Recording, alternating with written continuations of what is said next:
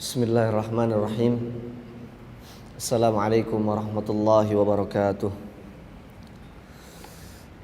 Innal hamdalillah nahmaduhu wa nasta'inuhu wa nastaghfiruh wa na'udzu billahi min shururi anfusina wa sayyiati a'malina. May yahdihillahu fala mudhillalah wa may yudlil fala hadiyalah. Asyhadu an la ilaha illallah wahdahu la syarikalah wa asyhadu anna Muhammadan abduhu wa rasuluhu salawatullah alaihi wa salamuhu wa ala alihi wa ashabihi wa man sara ala nahjihi ila yaumil qiyamah. Ya ayyuhalladzina amanu taqullaha haqqa tuqatih wa la tamutunna illa wa antum muslimun. Amma ba'du, kaum muslimin wal muslimat jamaah Masjid Ta'lim Masjid Jami' Al-Bina rahimani wa rahimakumullahu ta'ala. Kita bersyukur kepada Allah Jalla fi'ula yang senantiasa melimpahkan kasih sayangnya kepada kita dengan limpahan nikmat dan karunia sebagai wujud kecintaannya dan kasih sayangnya kepada kita para hambanya.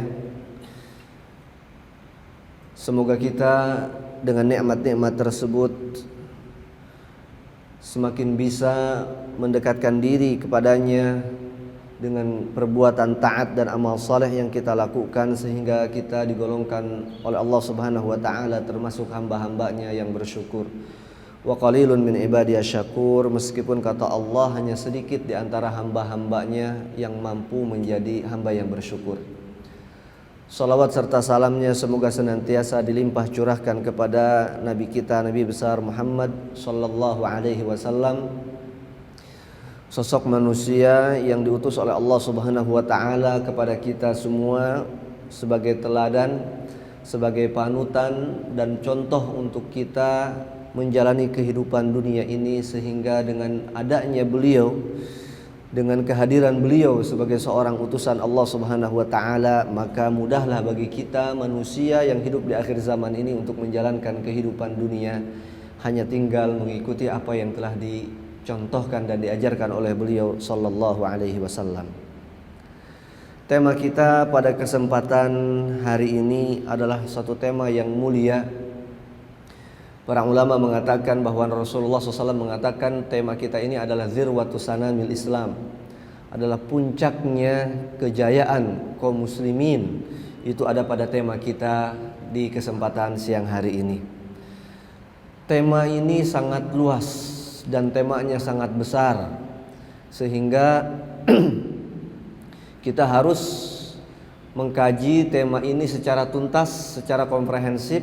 Sebab kalau kita hanya secara parsial, setengah-setengah mengkajinya, maka akan menyebabkan atau melahirkan pemahaman-pemahaman yang tidak lengkap, pemahaman-pemahaman yang setengah-setengah, bahkan sampai kepada pemahaman yang sesat dan menyesatkan.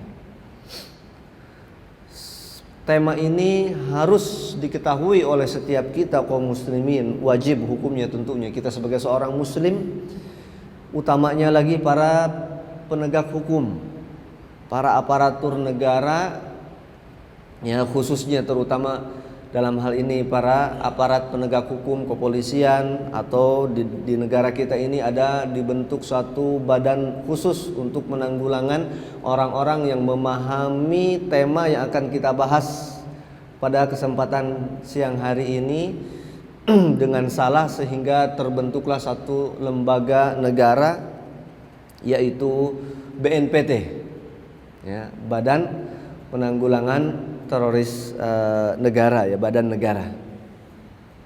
Tema kita adalah berkaitan dengan jihad, ya. Saya sampaikan tadi bahwa tema kita sangat luas, sangat besar, ya. Kalau saya bawa salah satu kitab, ya, di kesempatan kali ini, maka ini baru setengahnya. Kitab ini membahas dari tema yang akan kita bahas. Ini baru setengah ini. Jadi ada 2 jilid seperti ini yang membahas secara komprehensif, secara lengkap hal-hal yang berkaitan dengan jihad. Ya, sehingga jihad itu, ya, dari sisi dari bukunya saja kita sudah melihat bahwa berarti pembahasannya begitu luas. tidak sempit, pembahasannya begitu banyak. Ya. Maka berbicara tentang jihad, ya, nanti ada kurang lebih saya ringkaskan pembahasan tentang jihad ini. Pun ringkasannya sebegini nih. Ya. Ini pun barangkali yang namanya ringkasan nggak lengkap begitu ya. Ada 48 halaman saya buat ringkasannya untuk kita bahas pada kesempatan siang hari ini. Mudah-mudahan nanti cukup. Kurang lebih ada 13 subtema atau subjudul yang berkaitan dengan tema besar jihad tadi. Dan ini perlu untuk kita bahas, perlu untuk kita ketahui bersama supaya kita memiliki pemahaman yang benar, supaya kita pun bisa membela ketika banyak pihak kemudian seolah-olah melabel bahwa Islam itu agama yang ekstrim, Islam itu agama yang mengajarkan radikalisme, kemudian Islam itu agama terorisme dan seterusnya. Ya, insya Allah dengan kita mengkaji ini secara lengkap, secara komprehensif, insya Allah, kita ternyata tahu bahwa justru dengan adanya bab jihad ini pun semakin menunjukkan kepada kita bahwa Islam itu rahmatan lil alamin. Jadi kemudian bab jihad ini tidak menafikan ayat besar tadi bahwa Islam itu inna arsalnaka rahmatan lil alamin, itu kemudian tidak ternafikan dengan hadirnya atau dengan adanya satu pembahasan tentang jihad di dalam hukum Islam. Nah, ini penting untuk kita ketahui bersama. Mungkin sedikit saya bacakan istilahnya resensi atau yang sejenisnya yang berkaitan dengan jihad ini. Pokok-pokok bahasannya adalah yang pertama, kita harus memahami dulu definisi jihad itu apa, ya, dan hukumnya apa jihad itu. Lalu kemudian keutamaannya jihad itu seperti apa, macam-macamnya jihad juga apa. Jadi jihad itu tidak satu macam, ada banyak macamnya. Lalu kemudian hukum-hukum ketika seorang itu melaksanakan jihad, ya. Kemudian orang-orang ketika dia harus berjihad dengan cara bertempur, apa etika-etikanya, kondisi-kondisinya bagaimana, lalu etika-etika yang harus dia lakukan menjadi prinsip, menjadi pegangan ketika seorang itu berjihad itu seperti apa. Hukum-hukum di dalam peperangan ketika seorang itu berperang dalam sebuah jihad, ada hukum-hukum yang harus dia perhatikan apa saja. Lalu kemudian ketika orang ada yang gugur di sana, bagaimana cara penanganannya. Ya. Kemudian ketika ada peperangan itu ada yang ditawan, laki-laki maupun perempuan, bagaimana cara memperlakukan tawanan itu pun ada pembahasannya. Ketika ada dari musuh itu yang kemudian terbunuh, misalnya gugur, maka bagaimana cara kita memperlakukannya, apakah dibuang begitu saja atau boleh enggak dicincang-cincang dan seterusnya. Ini semua dibahas secara lengkap di dalam agama kita. Kemudian ketika peperangan itu dimenangkan oleh kita, lalu kemudian misalnya musuh itu kocar-kacir meninggalkan sebagian harta yang mereka bawa ke medan laga, contohnya misalnya persenjataan atau kendaraan-kendaraan, bagaimana cara kita memperlakukan itu, ya. Kemudian bagaimana cara mengakhiri peperangan itu berakhir, apakah dengan orang itu kemudian menyerah kepada kita, atau dengan perjanjian damai, atau dengan gencatan senjata, atau dengan kesepakatan-kesepakatan seperti apa. Itu pun dibahas bagaimana cara menyudahi atau mengakhiri sebuah pertempuran atau peperangan. Lalu di dalam permasalahan jihad juga, ya, akan dibahas, ya, tipe-tipe atau macam-macam orang non-mukmin. Ya, jadi orang non-mukmin itu, orang non-muslim itu tidak bisa dianggap sama. Ya, mereka ada tipe-tipenya. Ada ahlul zimmah, ada orang non-muslim yang mereka memang satu bangsa, misalnya satu negara dengan kita, lalu kemudian kita bersepakat untuk mengadakan satu tatanan kehidupan damai, saling toleransi dan seterusnya. Bagaimana cara kita memperlakukan mereka? Ini juga dibahas. Ada juga orang non muslim itu yang datang dari negara luar ke negara kita, ya, tetapi mereka, ya, dengan catatan-catatan, dengan perjanjian-perjanjian yang kemudian kita menyetujui perjanjian itu sehingga kita harus memperlakukan mereka seperti apa. Nah, ada ahlul aman, ada juga orang non mukmin itu yang meminta suaka ke negara Islam, ya, ke negara kita misalnya, itu juga harus kita perlakukan seperti apa. Ya. Ada memang orang non mukmin yang kemudian memerangi kita. Nah, barangkali yang berikut ini, yang terakhir ini yang kemudian nanti akan kita bahas lebih banyak di dalam konteks kita membahas tentang hukum jihad atau bab jihad ini. Lalu kemudian ketika pasukan jihad ini kembali dari medan tempur misalnya begitu, apa yang harus kita lakukan? Bagaimana cara menyambutnya? Bagaimana kemudian cara negara yang memperlakukan mereka, orang-orang yang telah pergi ke medan juang, ke medan jihad dan seterusnya. Ya, dan masih banyak lagi tema-tema yang lainnya yang harus kita bahas ya, secara sempurna, secara lengkap, supaya kita memiliki pemahaman yang utuh terhadap jihad ini, sehingga pada akhirnya kita akan mengatakan bahwa adanya bab jihad di dalam agama Islam ini, dalam syariat kita ini, bukan untuk kita menjadi orang yang radikal atau menjadi orang yang ekstrim, ya. Tetapi dengan adanya bab jihad ini pun tetap Islam diposisikan sebagai agama yang rahmatan lil alamin. Bapak Ibu sekalian rahimani wa rahimakumullahu taala jami'an. Setiap kitab fikih yang disusun oleh para ulama selalu di dalamnya mencantumkan bab jihad. Ya. Karena memang penting bab ini untuk diketahui. Ya. Mari kita memulai dengan mengetahui apa itu definisi jihad. Sebelum kita masuk kepada pengertian jihad secara bahasa maupun secara istilah syariat, ya, di dalam bahasa Arab, jihad ini kan diambil dari kata bahasa Arab, bukan bahasa kita, ini bukan bahasa Indonesia, namun diserap kemudian juga dalam bahasa kita juga dipakai ya kata jihad ini. Al jihad wal harbu wal ghazwu. Ya, di dalam bahasa Arab, kata jihad, kata al-harb perang, wal ghazwu pertempuran, itu memang memiliki satu kesamaan. Ya, satu kesamaan, yaitu al-qital ma'al adu. Ya, artinya adalah ya, berperang ya, melawan musuh. Ya, secara bahasa seperti demikian. Sehingga kita dapati misalnya di dalam Qamus Mufradat Al-Quran Ar-Raghib, ya, beliau mengatakan al-jihad fil lughah, jihad di dalam bahasa adalah badlul juhdi wa huwa al-was'u wat taqah, ya, au al-mubalaghah fil amali minal juhdi. Kata beliau, jihad ya, secara etimologi, secara bahasa adalah mengorbankan ya, seluruh kemampuan, ya, seluruh kemampuan, atau juga disebut adalah totalitas di dalam kita mengerjakan sesuatu. Jadi segala kemampuan itu dicurahkan untuk melakukan sesuatu. Nah, ini secara bahasa jihad.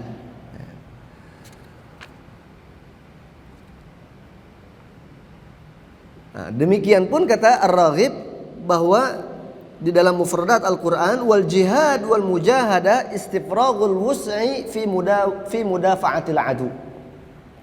Sehingga jihad itu adalah mengerahkan segala kemampuan untuk melawan ya, melawan ya, musuh atau untuk membela diri dari serangan musuh. Ya.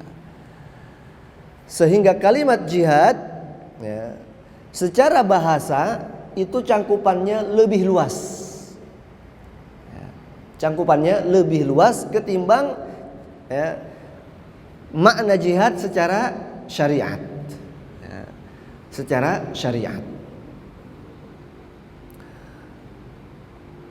Kemudian para ulama mengatakan di dalam syariat kita jihad itu ada 3 macamnya. Yang pertama adalah jihad melawan musuh yang secara terang-terangan. Yang kedua jihad melawan syaitan. Dan kemudian jihad melawan hawa nafsu diri sendiri. Itu di dalam syariat kita. Maka dengan demikian para ulama mengatakan bahwa al-jihad fi sabilillah, jihad di jalan Allah sebagaimana yang difirmankan oleh Allah Subhanahu wa taala di dalam banyak ayat Al-Qur'an, di antaranya surat An-Nisa ayat ke-76, Allah taala berfirman, alladzina amanu yuqatiluna fi sabilillah. Orang-orang yang beriman itu berjihadnya di jalan Allah Subhanahu wa taala. Walladzina kafaru yuqatiluna fi sabilit taghut. Sementara orang-orang yang kafir, orang-orang kufar, mereka berjihad, mereka berjuang, mereka berperang di jalan taghut. Faqatilu awliya asy-syaitan inna kaida asy-syaitani kana dha'ifa. Kata Allah Subhanahu wa taala, maka perangilah para awliya asy-syaitan, para pemimpin-pemimpin syaitan, para loyalis syaitan. Inna kaida asy-syaitani kana dha'ifa. Sesungguhnya kata Allah, tipu daya syaitan itu sangat lemah. Artinya kita enggak usah takut. Ya, kita enggak usah takut kalah. Sehingga makna jihad di jalan Allah yang dimaksudkan di dalam ayat tersebut dan juga ayat lain yang semisal, wa badlut taqah wal wus'i fi qitalil kuffar ibtigha'a wajhillah. Nah, ini secara syariat. Definisi jihad secara syariat adalah mengerahkan segala kemampuan dan kekuatan untuk memerangi orang-orang kufar. Tujuannya apa? Tujuannya hanya mencari keridhaan Allah Subhanahu wa taala. Ini masih harus kita bedah di definisi ini, ya, dan kita lanjutkan pembahasan ini supaya menghasilkan pemahaman yang sempurna, yang sesuai dengan Al-Qur'an dan sunnah Rasulullah sallallahu alaihi wasallam.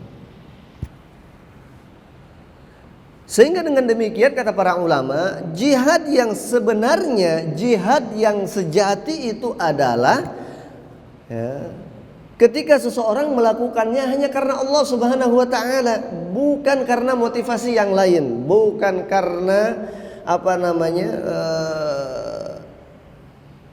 ingin mendapatkan satu bagian dari bagian-bagian dunia, bukan karena ingin mendapatkan harta rampasan, bukan ingin mendapatkan misalnya sumur-sumur minyak, bukan ingin kemudian dikatakan sebagai pahlawan, pujian, bukan ingin mendapatkan popularitas, bukan ingin mendapatkan jabatan dan lain yang sebagainya. Jadi jihad yang sejati itu adalah yang dilakukan karena Allah Subhanahu wa taala, untuk menegakkan kalimat Allah Subhanahu wa taala, untuk mencari keridhaan Allah Subhanahu wa taala, untuk menegakkan agama Allah Subhanahu wa taala, dan untuk mencegah terjadinya kebatilan. Ini jihad yang sejati itu yang seperti itu. Ya, jadi terbebas dari segala macam motivasi yang lain. Makanya Allah Subhanahu wa taala berbicara tentang ini tentu berbicara tentang niat. Allah Ta'ala berfirman di dalam surat Al-Bayyinah ayat ke-5, kata Allah Subhanahu wa taala, "Wa ma umiru illa liya'budullaha mukhlishina lahud-din hunafa wa yuqimus shalah wa yu'tuz zakah wa dzalika dinul qayyimah." Sebab mereka, kata Allah Subhanahu wa taala, yakni kita manusia, tidaklah diperintahkan oleh Allah Subhanahu wa taala untuk beribadah dalam berbagai macam bentuknya. Ibadah tersebut termasuk adalah jihad, mukhlishina lahud-din, kecuali dalam keadaan ikhlas karena Allah Subhanahu wa taala. Jadi motivasinya harus karena Allah Subhanahu wa taala, tidak ada motivasi yang lain. Rasulullah sallallahu alaihi wasallam pernah didatangi oleh seorang sahabat datang kepada Rasulullah sallallahu ya. Lalu bertanya kepada beliau, berkata orang tersebut sebagaimana diriwayatkan kepada kita oleh Abu Musa Al-Asy'ari radhiyallahu taala anhu. Faqal, orang ini, sahabat ini, kata Abi Musa, berkata kepada Rasulullah sallallahu alaihi wasallam, "Ar-rajulu yuqatilu lil maghnam." Wahai Rasul, ada orang yang berperang untuk mendapatkan ghanimah, untuk mendapatkan harta, ya, ekspansi ke suatu negara supaya dapat sumur-sumur minyaknya, ladang-ladang minyak untuk mendapatkan ekonomi dari sana yang lebih, yang untuk menopang dirinya atau mungkin untuk yang lainnya. Warrajul yuqatilu lidzikri, dan ada orang yang ikut berperang kemudian motivasinya untuk dikenang, untuk dikatakan sebagai seorang pemberani, sebagai seorang pahlawan dan seterusnya. Warrajul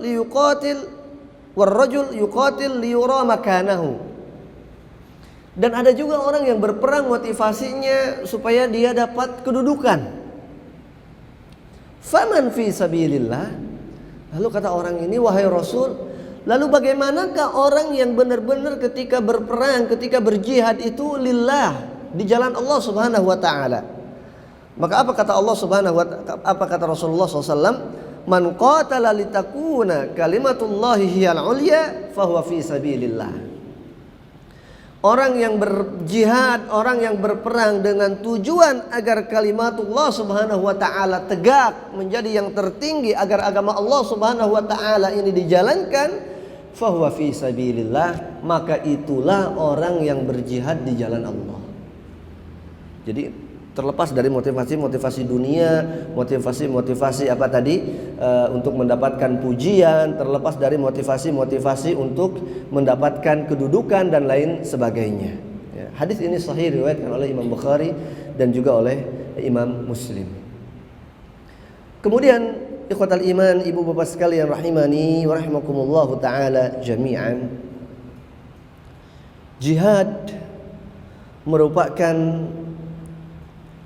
zirwatu sanamil Islam, ya, puncak ya, kejayaan ya, Islam itu ada pada jihad. Ya. Mengapa? Karena dalam jihad ini terdapat kebaikan yang banyak sekali.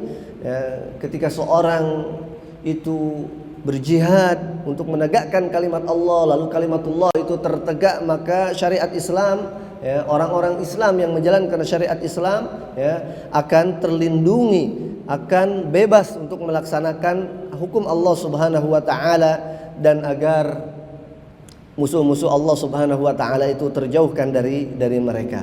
Oleh karenanya jihad memiliki kedudukan yang sangat agung ya, di dalam Islam, di dalam agama kita, dan demikian juga orang-orang yang berjihad memiliki kedudukan yang tinggi ya, di sisi Allah Subhanahu wa taala. Bahkan mereka orang-orang yang gugur ketika berjihad mendapatkan kemuliaan di jalan Allah Subhanahu wa taala. Mari kita simak beberapa hadis yang berkaitan dengan hal ini. Di antaranya yang pertama adalah hadis dalam Sahih Bukhari dan Muslim dari Abu Hurairah radhiyallahu taala anhu, Rasulullah sallallahu alaihi wasallam bersabda, "Walladzi nafsi biyadihi laula anna rijalan minal mu'minin la tatibu anfusuhum ay yatakhallafu anni wala ajidu ma ahmiluhum alaihi ma takhallaftu an sariyatin taghzu fi sabilillah walladhi nafsi biyadihi lawadittu anni an uqtala fi sabilillah thumma ahya thumma uqtalu thumma ahya thumma uqtalu thumma ahya thumma uqtal." Kata Rasulullah sallallahu alaihi wasallam, demi zat yang jiwaku ada pada tangannya, seandainya orang-orang mukmin atau sebagian orang di antara kaum mukminin ya, mereka mengikuti Nabi Muhammad sallallahu alaihi wasallam ya, tidak menyelisihi Rasulullah sallallahu alaihi wasallam, dan mereka mengikuti ya, barisan bersama Rasulullah sallallahu alaihi wasallam di jalan Allah Subhanahu wa taala ya, maka demi Allah, kata Rasulullah sallallahu alaihi wasallam, aku ini berangan-angan ya, untuk apa? Untuk bisa berperang di jalan Allah Subhanahu wa taala, lalu aku terbunuh di sana. Kemudian Allah menghidupkan aku lagi. Lalu aku ikut berperang lagi, terbunuh lagi. Lalu Allah menghidupkan aku lagi, terbunuh lagi aku di dalam perang tersebut, terbunuh lagi. Terus seperti itu, kata Rasulullah SAW, maka itu akan, seandainya bisa seperti itu ya, aku lakukan, maka akan aku lakukan seperti itu. Mengapa? Karena kebaikan dan kemuliaan yang begitu tinggi dari Allah Subhanahu wa taala diberikan kepada orang-orang yang gugur di medan jihad. Kemudian di antara dalilnya lagi adalah sabda Rasulullah sallallahu alaihi wasallam dalam hadis riwayat Bukhari dan Muslim juga dari Abu Hurairah radhiyallahu taala anhu, bahwa ada seorang sahabat yang bertanya kepada Rasulullah sallallahu alaihi wasallam, "Ma ya'dilul jihad fi sabilillah azza wa jalla?" Wahai Rasul, kata sahabat ini, ada enggak sesuatu yang menyamai jihad di jalan Allah Subhanahu wa taala? Qala la tastati'unahu. Kata Rasulullah, kalian enggak akan dapat melakukan sesuatu yang semisal dengan jihad. Qala fa'adu alaihi marratain aw thalatha. Kata Abu Hurairah, lalu orang itu kemudian bertanya lagi sampai beberapa kali, 2 kali sampai 3 kali dengan pertanyaan yang sama. Setiap kali mereka bertanya dengan pertanyaan itu, Rasulullah sallallahu alaihi wasallam mengatakan la tastati'unahu. Enggak ada yang lain. Ya. Artinya saking besarnya pahala yang akan didapat oleh orang-orang yang berjihad di jalan Allah Subhanahu wa taala. Lalu kemudian Rasulullah sallallahu alaihi wasallam bersabda, "Matsalul mujahid fi sabilillah kamatsalis shaimil qa'imil qaniti bi ayatillah la yafturu min siyamin wala salatin hatta yarji'al mujahidu fi sabilillah ta'ala." Kata Rasulullah, sesungguhnya perumpamaan orang yang sedang keluar dari pintu rumahnya untuk ikut berjihad di jalan Allah Subhanahu wa taala, itu seperti orang yang puasa lalu kemudian dia sholat, udah puasa, sholat lagi, dan di dalam sholatnya itu membaca semua ayat-ayat Allah. Al-Quran dibaca. Bayangkan. Ya. La yafturu min siyamin wala salatin. Orang ini nggak ada putus-putusnya, nggak ada berhenti-berhentinya, terus sholat, terus puasa, maka betapa banyak tuh pahala yang akan didapatkan oleh orang itu. Yang puasa, yang sholat tadi. Maka orang yang jihad itu seperti mereka. Bukan hanya puasa, bukan orang hanya rajin sholat, tetapi pahala orang yang rajin sholat dan rajin puasa itu digabung, kemudian baru menyamai pahala orang yang berjihad. Ya. Dan masih banyak hadis-hadis yang lain yang berkaitan dengan keutamaan tentang orang yang berjihad. Ya. Menggugah semangat, menggugah motivasi. Orang banyak tersugesti dengan hadis-hadis seperti ini. Ya, tetapi kemudian tidak memahami makna jihad secara komprehensif, secara menyeluruh, sehingga lahirlah ekstremis-ekstremis itu, orang-orang yang yang ekstrim, yang kemudian salah kaprah di dalam memahami jihad, karena memahami jihad hanya pada sebatas itu saja. Ya, tetapi kita insya Allah Taala tidak, karena kita akan secara menyeluruh kita akan memahami tentang jihad ini insya Allah Taala. Kemudian ikhwatal imani wal Islam, azanillahu wa iyyakum jami'an. Nah, sekarang kita akan coba masuk ke dalam hukum jihad. Saya tidak membaca secara lengkap dari kitabnya. Saya insya Allah akan membahasnya dari apa yang sudah saya ringkaskan. Mudah-mudahan mewakili dari apa yang ada di dalam buku ini, paling tidak poin-poin pentingnya.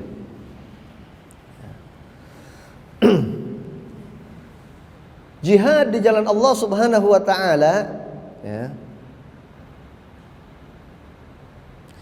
pertama kali disyariatkan oleh Allah Subhanahu wa taala itu pada tahun kedua Hijriyah. Dan para ulama bersepakat hukumnya adalah fardu kifayah. Jadi hukum jihad itu adalah fardu kifayah. Apa itu fardu kifayah? Fardu kifayah itu adalah kalau ada orang yang cukup, ya, kuota yang mencukupi untuk melakukannya, maka kewajiban itu bagi yang lainnya gugur. Ya. Kalau itu pekerjaan itu cukup dilakukan oleh 10 orang, sementara orang itu ada 20, maka yang 10-nya gak wajib, sudah gugur dengan adanya 10 orang yang mengerjakan. Kalau pekerjaan itu harus dikerjakan oleh 12 orang, maka yang 8-nya kalaupun gak ikut, gak dosa, karena kewajibannya sudah terpenuhi dengan 12 orang. Jadi fardu kifayah itu adalah apabila sudah ada orang yang cukup yang mengerjakannya, maka kewajiban itu atau dosa itu gugur bagi yang lainnya.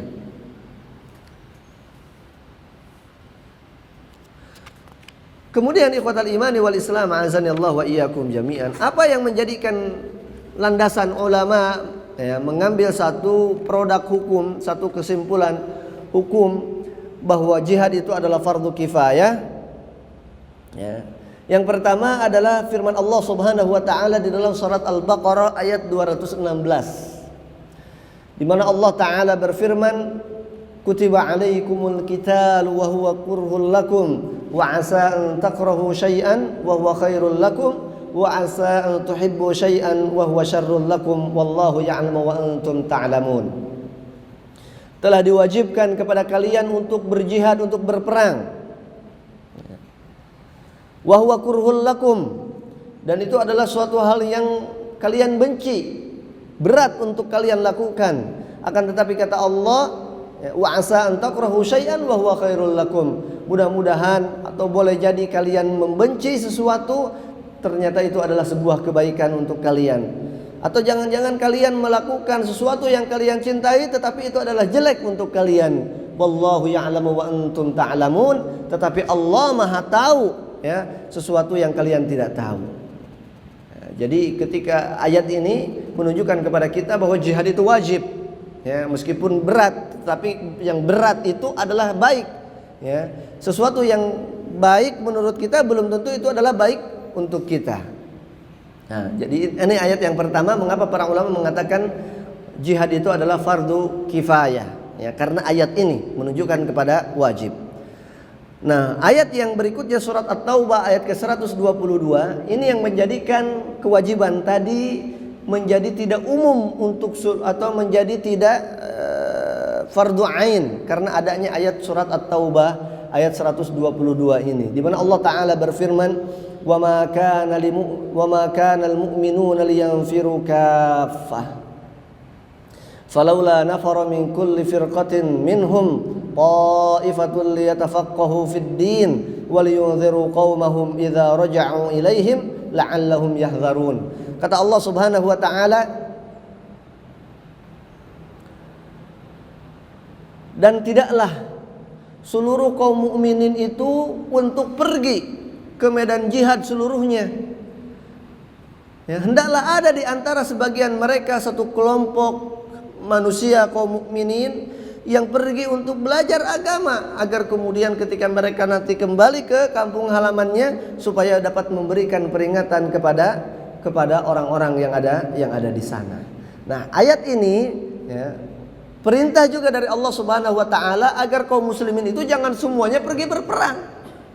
Tapi sebagian yang lain tinggal untuk belajar agama supaya ketika orang-orang nanti datang dari jihad atau nanti lahir lagi generasi berikutnya ada orang-orang yang juga yang ikut jihad itu juga diberikan hukum-hukum Allah Subhanahu wa taala, diajarkan kepada mereka syariat Allah Subhanahu wa taala supaya mereka kemudian tegak menjalankan aturan Allah Subhanahu wa taala. Maka dari dua ayat ini dan juga ayat-ayat yang lain yang semisal, para ulama menyimpulkan bahwa jihad itu hukumnya wajib, tetapi wajibnya adalah wajib kifai, fardu kifayah, yang apabila telah ada sekelompok orang atau sekelompok pasukan yang mampu untuk mewakili yang lainnya, maka kewajiban bagi yang lainnya menjadi gugur.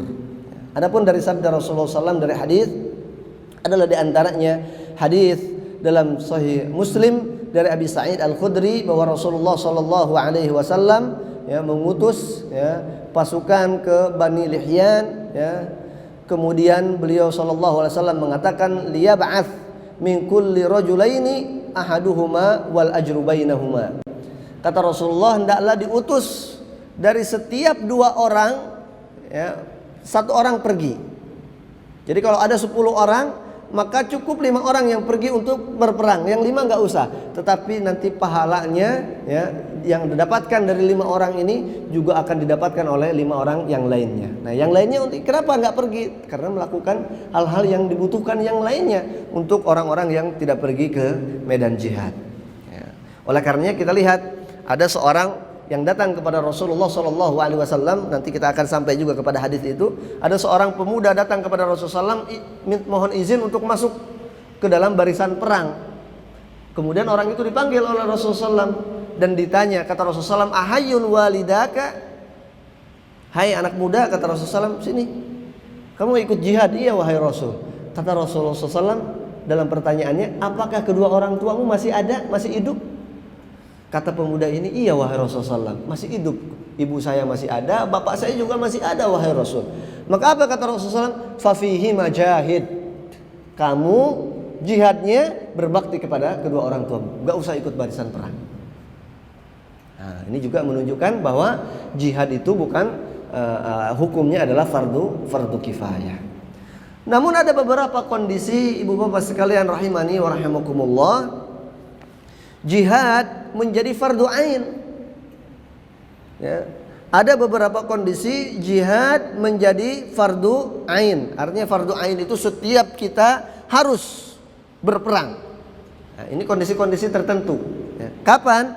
Yang pertama, apabila kaum muslimin, yakni untuk mereka orang-orang Islam kaum muslimin yang tadi ikut di dalam barisan perang, yang idza hadarul muslim saffal qital, apabila orang-orang muslim itu sudah masuk ke dalam barisan perang, mereka sudah ada di medan perang, maka bagi mereka yang udah ada di sana itu fardu ain hukumnya untuk bertempur. Jangan nanti udah sampai di sana saling mengandalkan, kamu aja dah, kamu aja, tidak bisa. Jadi kalau sudah sampai di medan laga, di medan tempur, maka bagi mereka hukumnya fardu ain. Itu yang pertama. Ya. Berdasarkan firman Allah Subhanahu wa taala, ya ayyuhalladzina amanu idza laqitum fi'atan fathbutu wadhkurullaha katsiran la'allakum tuflihun. Hai orang-orang yang beriman, kata Allah, apabila kalian telah berhadapan dengan musuh, maka fathbutu, maka jangan mundur. Wadhkurullaha katsira la'allakum tuflihun, akan tetapi banyaklah kalian mengingat Allah, bertakbir, bertahmid dan seterusnya, la'allakum tuflihun, berdoa kepada Allah Subhanahu wa taala, la'allakum tuflihun, semoga kalian diberikan kemenangan oleh Allah Subhanahu wa taala. Kemudian yang kedua, kondisi yang kedua, jihad itu menjadi fardu ain bagi setiap orang. Kapan? Kondisi yang kedua adalah apabila suatu negeri itu dimasuki musuh, diduduki musuh.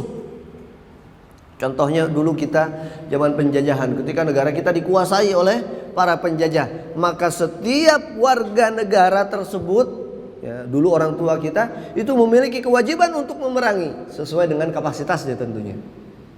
Makanya dulu kan ceritanya sampai bambu runcing pun jadi senjata, karena mereka memiliki kewajiban, mengetahui bahwa kita punya kewajiban untuk membela, walaupun dengan keterbatasan dan seterusnya.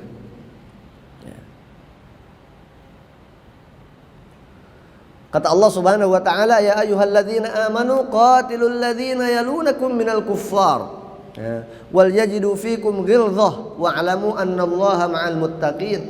Kata Allah Subhanahu wa taala, hai orang-orang yang beriman, perangi itu orang-orang kafir yang mendatangi kalian, yang menduduki kalian, yang menguasai kalian. Wal yajidu fikum ghilzah. Kalian harus kuat, kalian harus punya semangat.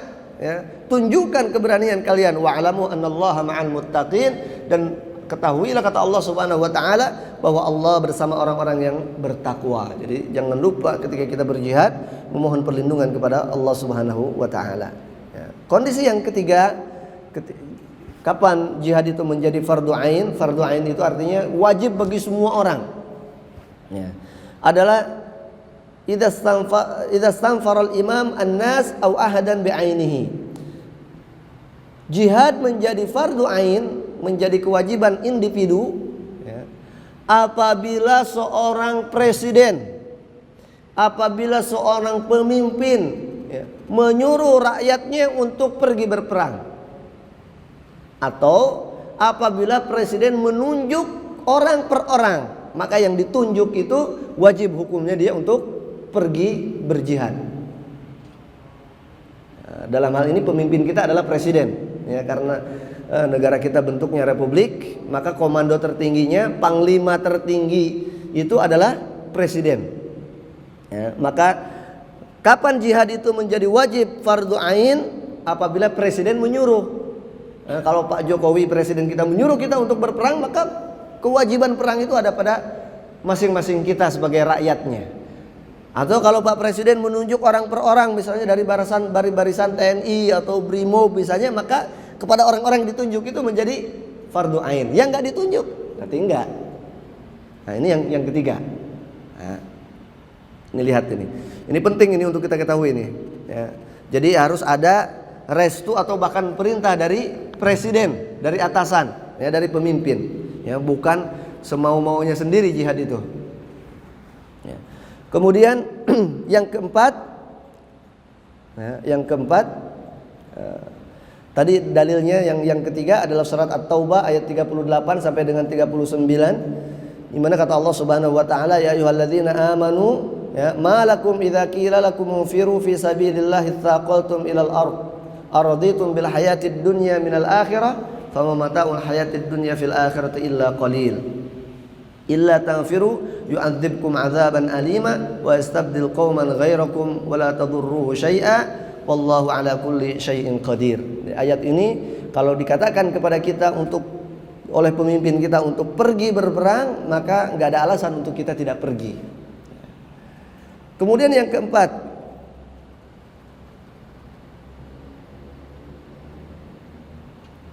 apabila ya dalam kondisi terdesak, ya, apabila dalam kondisi terdesak seseorang, ya, harus pergi karena profesi yang dimilikinya, karena keahlian yang dimilikinya. Misalnya seorang dokter, seorang pilot, ya, kemudian seorang sniper misalnya, ahli tembak, ya, atau yang punya keahlian-keahlian tertentu, ya.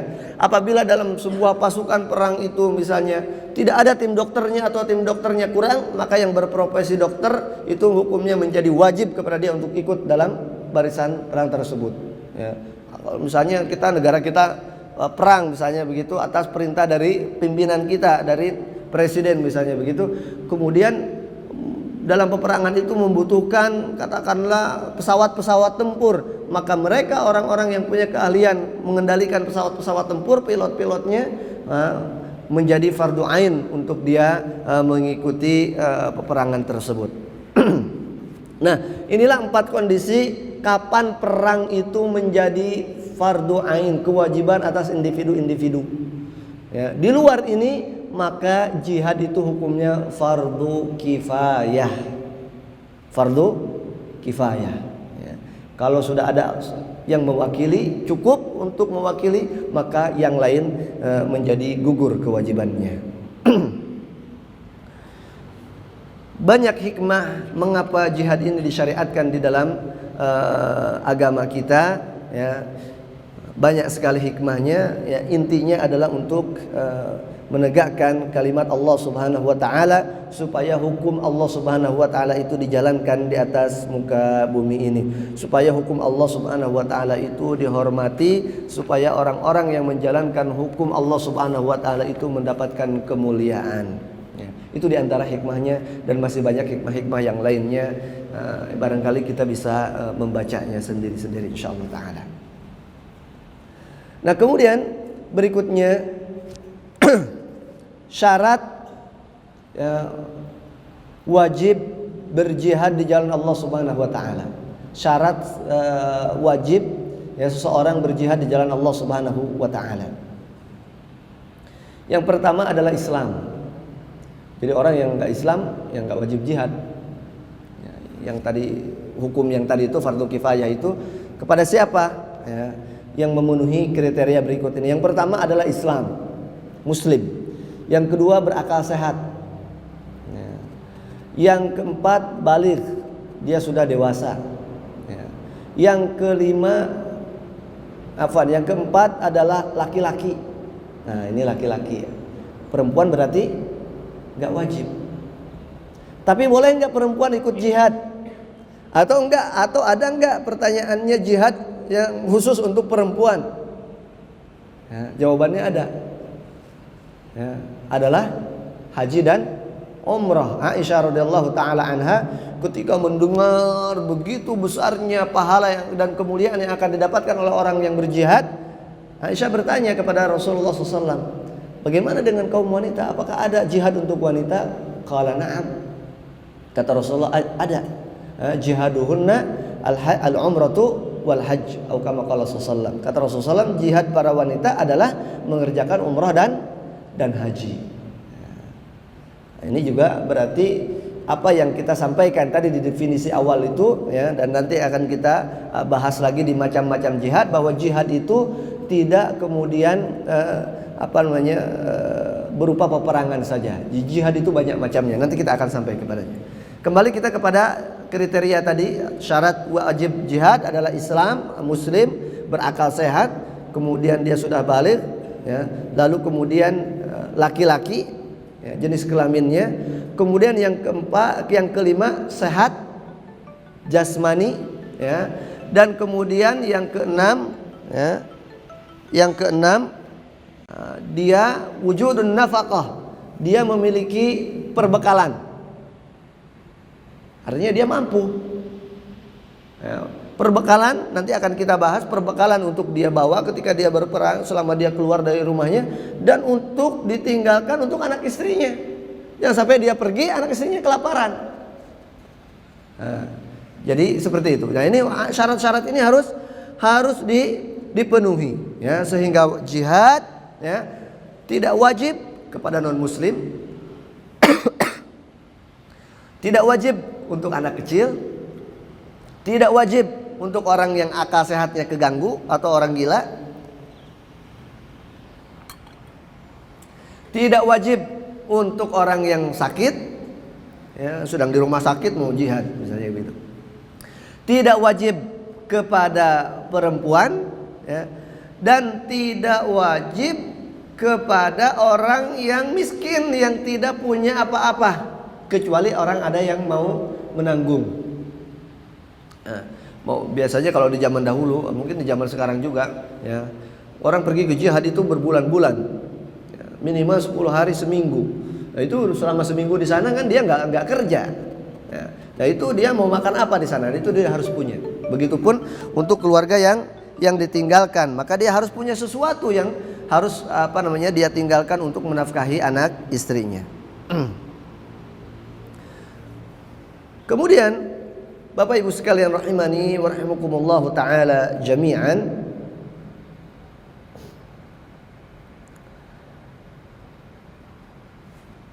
tentang keutamaan jihad.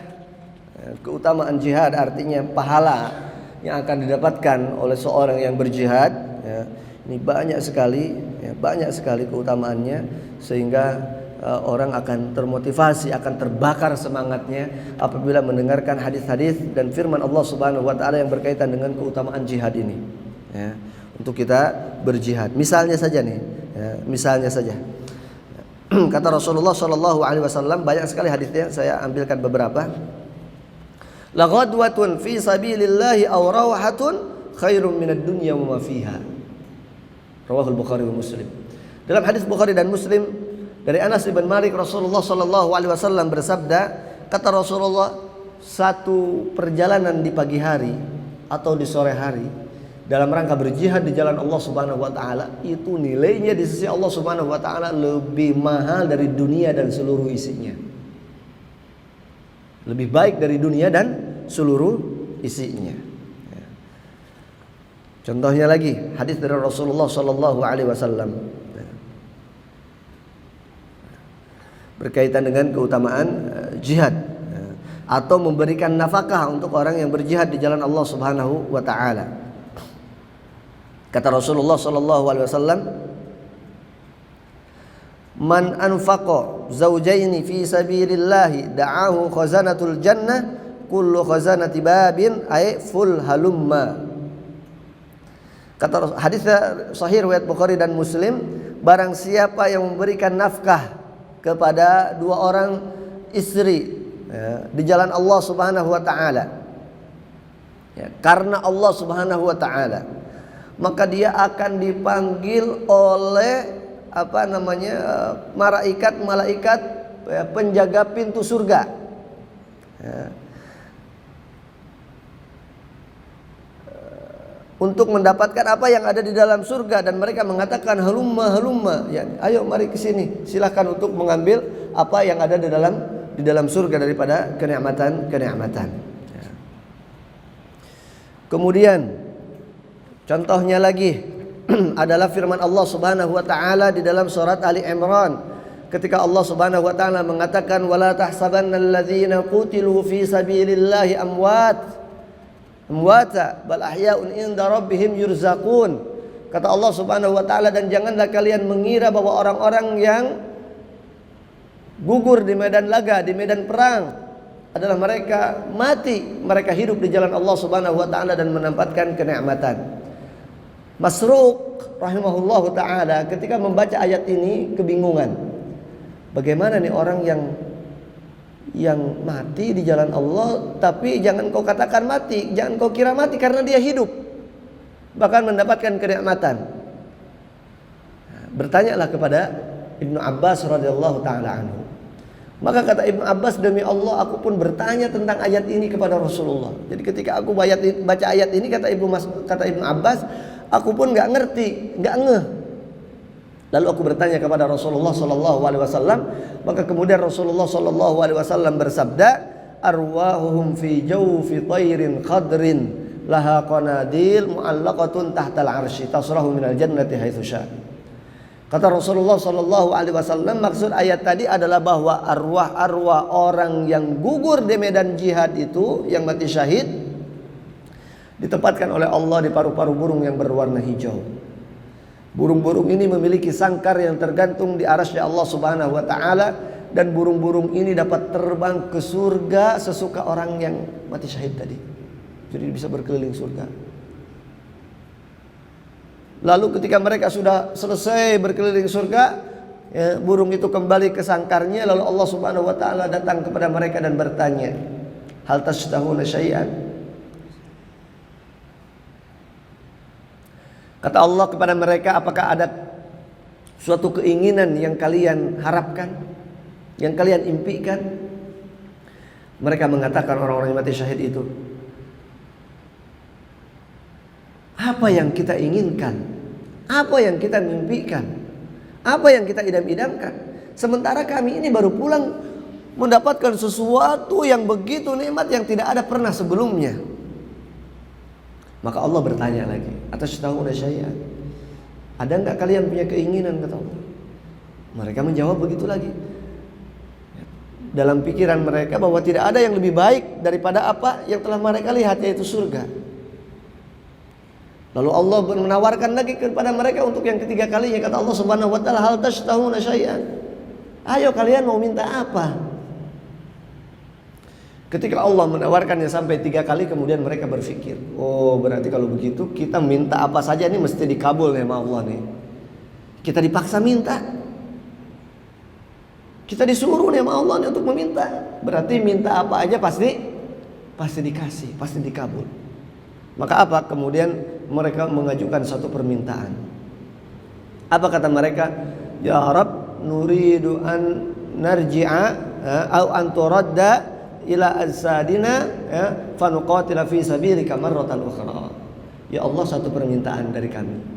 Apa? Kata mereka, kita ingin balik lagi ke dunia supaya kami bisa kembali berjihad di jalan, karena indahnya kenikmatan yang mereka telah rasakan ketika mereka gugur di medan jihad.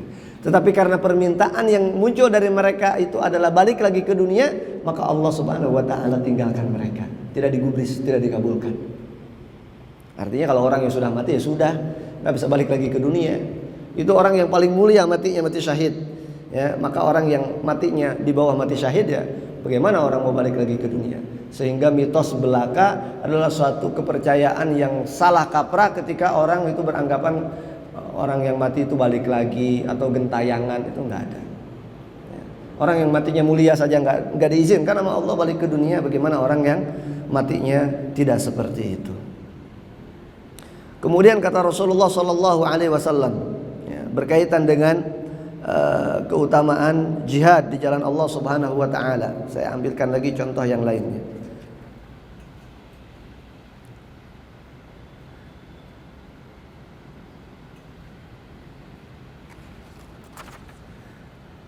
Kata Rasulullah sallallahu alaihi wasallam, ya, Man shoma yauman fi sabilillah. Ini saya ambil contohnya dari jihad di jalan Allah, tapi bukan dalam bentuk perang, karena nanti akan kita bahas macam-macam jihad ya. Man shoma yauman fi sabilillah, barang siapa yang berjihad dengan cara melakukan ketaatan, saum, puasa satu hari di jalan Allah Subhanahu wa taala, atau bisa makna hadis ini juga diterjemahkan barang siapa yang ketika dia berjihad kemudian dia juga berpuasa fi sabilillah, ba'adallahu wajhahu 'anil nari sab'ina kharifan, maka Allah Subhanahu wa taala akan menjauhkan dirinya dari api neraka sebanyak atau sejauh 70 hasta. Jadi akan sangat dijauhkan.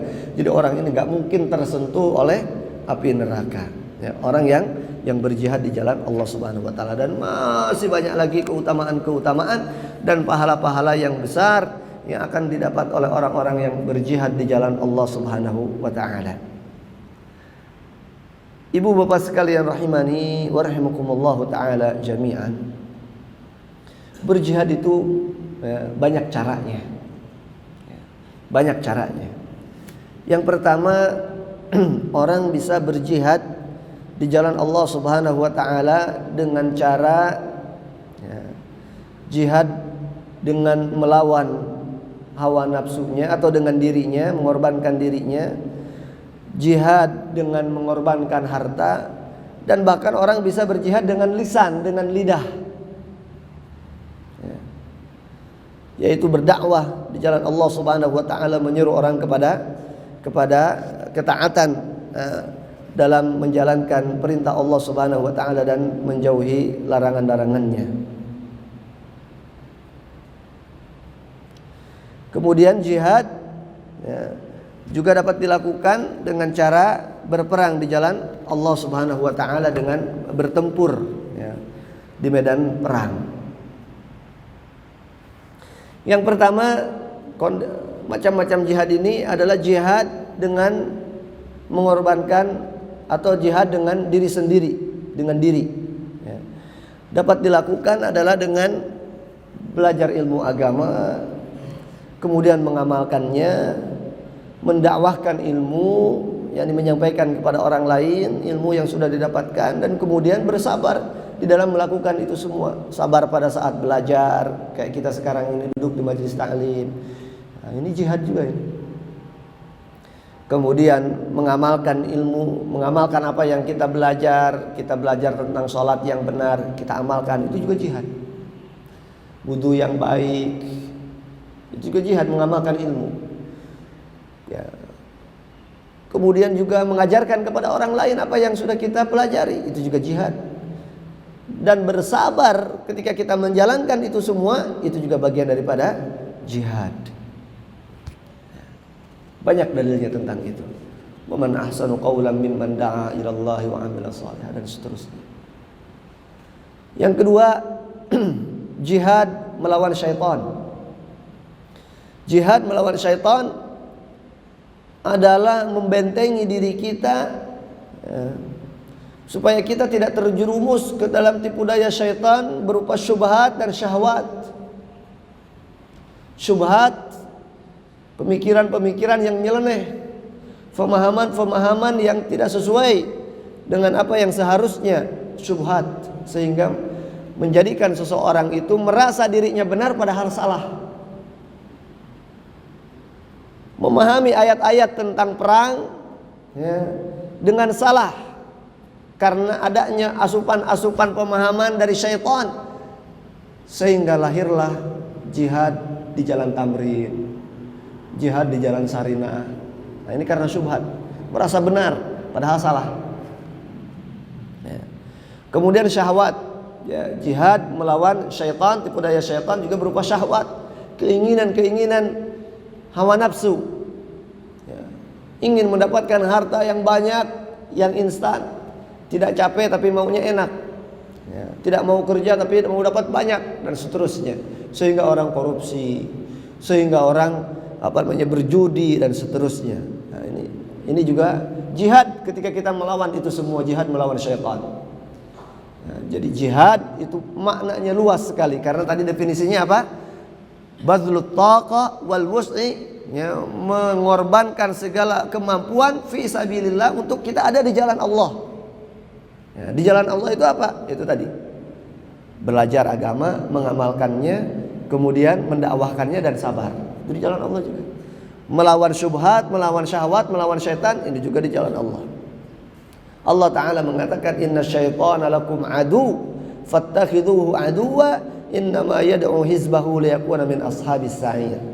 Sesungguhnya syaitan itu untuk kalian adalah musuh yang nyata, maka jadikanlah dia sebagai musuh.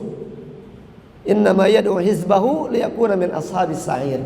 Sesungguhnya syaitan itu mengajak para pengikutnya liyakuna min ashabis sa'ir. Agar kita menjadi ashabis sa'ir, supaya kita bersama-sama dia, bersama-sama syaitan menjadi penghuni neraka.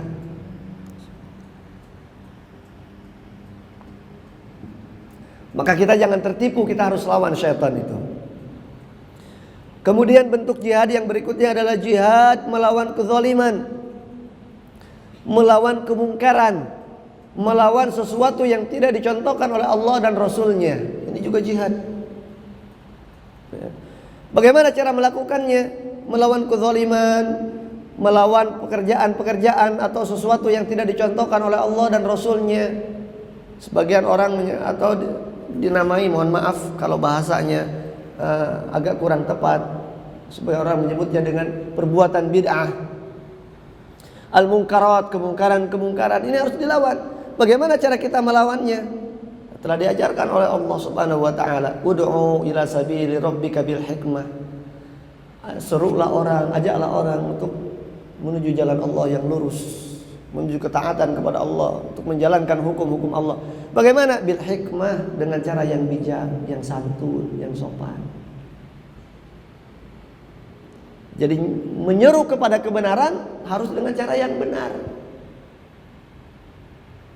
dengan cara yang lembut. Memperlakukan orang itu seperti memperlakukan diri kita. Memperlakukan orang itu seperti ingin kita diperlakukan oleh orang lain. Dan itu disampaikan oleh Rasulullah SAW. Amilin nas kama tuhibbu an yu'amiluk. Para ulama mengatakan perlakukanlah orang lain itu sebagaimana engkau ingin diperlakukan oleh mereka. Bil hikmah. Sampaikan kebenaran itu dengan cara yang benar. Sampaikan sesuatu yang salah itu supaya orang tidak terjerumusnya dengan cara yang benar. Bil hikmah, dengan lembut. Wal mau'izatil hasanah, dengan nasihat-nasihat yang baik, yang lembut, yang menyejukkan, yang menenteramkan. Bukan dengan dimaki, bukan dengan dicaci, dibuli dan seterusnya. Wajadilhum billati hiya ahsan. Ketika pun mereka membantah kebenaran yang kita sampaikan, maka kita patahkan argumentasi mereka itu pun dengan cara yang benar, dengan cara yang baik. Billati hiya ahsan, dengan cara terbaik kata Allah, bukan yang baik lagi, terbaik, ahsan.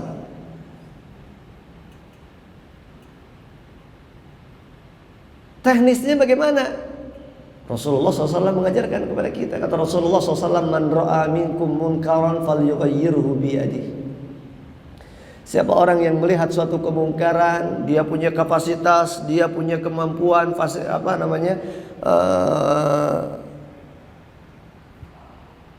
punya kedudukan, punya jabatan, maka falyughayyirhu biyadihi. Maka cegahlah kemungkaran itu dengan tangannya, dengan kekuatannya. Ketika dia jadi polisi, melihat orang yang melakukan perusakan, maka cegah dengan kekuatan yang ada pada dirinya, dengan jabatan yang ada. Ya. Ketika ada orang minum minuman keras misalnya begitu, mabuk-mabukan, maka polisi punya hak untuk mencegah dengan kekuatan. Tapi kita rakyat, nah jangan. Ya, disesuaikan. Kemudian fa illam yastati fa bilisanihi, kalau seorang itu tidak bisa melakukan pencegahan kemungkaran itu, amar ma'ruf nahi mungkar itu dengan tangan, karena memang tidak memiliki kapasitas, fabilisani, maka dengan lisan disampaikan. Fa illam yastati fa biqalbih, kalau tidak bisa maka dengan hati diingkari bahwa itu salah itu. tapi saya nggak bisa mencegahnya, tapi saya nggak bisa melarangnya, tapi saya tahu itu salah. Nah itu fadzalika adhaful iman, itu pun bagian daripada jihad, bagian daripada amar ma'ruf nahi munkar. Namun kalau posisi kita hanya di situ, dzalika adhaful iman, menunjukkan keimanan kita itu lemah. Tapi alhamdulillah meskipun lemah kita masih punya keimanan daripada enggak sama sekali. Itu bentuk jihad yang ketiga. Kemudian jihad yang berikutnya, ya, jihad melawan orang-orang kafir dan orang-orang munafik. Bisa dengan hati, bisa dengan lisan, bisa dengan diri, bisa dengan harta. Dan inilah konteks tema pembahasan kita ketika kita berbicara tentang jihad secara ketika kata jihad itu dimutlakkan, ya, dibahas secara mutlak, maka adalah jihad kepada orang-orang kufar dan kepada orang-orang munafik. Di mana Allah Subhanahu wa taala berfirman, ya ayuhan nabiyyu jahidil kuffar wal munafiqin waghluz alaihim wa ma'wahum jahannam wa bi'sal masir. Hai para nabi, hai nabi, kata Allah Subhanahu wa taala, jahidil kuffar, perangi orang-orang kafir, wal munafiqin, dan orang-orang munafik, waghluz alaihim, bersikap tegas kepada mereka, wa ma'wahum jahannam wa bi'sal masir, yang tempat mereka nanti neraka jahanam dan sejelek-jeleknya tempat kembali. Tapi kafir yang mana nih yang dimaksudkan di dalam ayat ini? Nanti kita akan bahas. Ya, nggak sembarangan kafir, nggak semua kafir. Nanti akan kita bahas. Ya. Ayat-ayat seperti ini yang harus sering dibahas. Ayat-ayat ini yang harus dikaji nih oleh mereka-mereka yang semangat untuk berjihad, supaya jihadnya tersalurkan sesuai dengan tuntunan Rasulullah SAW. Ya, supaya jihadnya benar-benar untuk menegakkan kalimatullah, untuk meninggikan agama Allah, bukan untuk merendahkan agama Allah. Ayat-ayat seperti ini yang harus dibahas secara utuh dengan pemahaman yang benar sesuai dengan pemahaman salaful ummah as-salih. Berikutnya diantaranya lagi adalah firman Allah Subhanahu wa taala dalam surat Al-Hujurat. Kata Allah Subhanahu wa taala, innamal mu'minuna alladzina amanu billahi wa rasulih thumma lam yartabu wa jahadu bi amwalihim wa anfusihim fi sabilillah ulaika humus shadiqun. Orang-orang yang beriman kepada Allah dan kepada Rasulnya, dan mereka berjihad, ya, dengan apa? Dengan harta mereka, dengan jiwa mereka di jalan Allah Subhanahu wa taala, maka mereka adalah orang-orang yang benar, maka mereka adalah orang-orang yang jujur.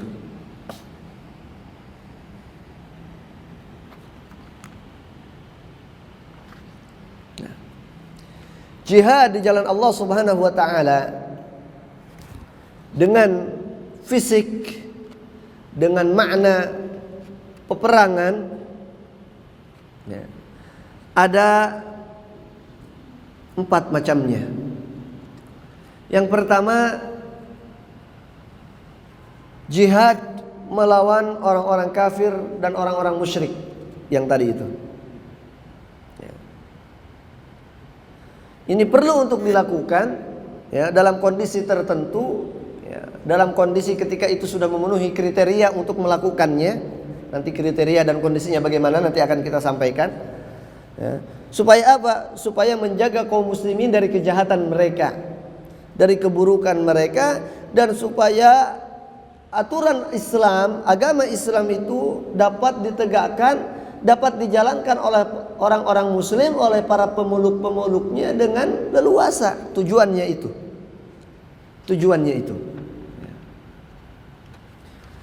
Yang melandasi hal itu dapat kita lakukan adalah surat At-Taubah ayat ke-29. Di mana Allah Subhanahu wa taala mengatakan dalam firman-Nya, qatilul ladzina la yu'minuna billahi wala bil yaumil akhir wala yuharrimuna ma harramallahu wa rasuluhu wala yadinuna dinal haqqi minal ladzina utul kitaba hatta yu'tul jizyah ayyadi wa hum saghirun. Kata Allah, perangilah mereka, orang-orang yang tidak beriman kepada Allah dan kepada hari akhir. Perangi mereka. Mereka dan orang-orang yang tidak mengharamkan sesuatu yang telah diharamkan oleh Allah. Judi diharamkan, dilakukan. narkoba diharamkan, ya, dikonsumsi. Perangi mereka orang-orang yang tidak mengharamkan apa yang telah diharamkan oleh Allah dan oleh Rasulnya. Wala yadinuna dinal haq. Perangi mereka orang-orang yang tidak menjalankan agama dengan agama yang benar. Perangi mereka sampai mereka memberikan kepada kalian jizyah. Kalau tidak mau masuk Islam, orang-orang yang diperangi itu, orang-orang kufar itu, ya, mereka boleh untuk hidup di negara kita tapi membayar jizyah, upeti, sebagai suatu jaminan bahwa mereka nanti akan dijamin untuk boleh hidup secara bebas di negara kita, tetapi tetap mengikuti aturan yang berlaku di negara kita. Ayyadu wa hum sabirun. Ya, buat mereka itu menjadi kerdil. Ya, jangan petantang petenteng. Ya, di negara di negara Islam. Ya. Tapi sekali lagi ayat ini nanti harus kita terjemahkan, harus kita tafsirkan siapa mereka yang harus diperangi itu. Ya, karena tidak semuanya nanti akan kita sampaikan insyaallah.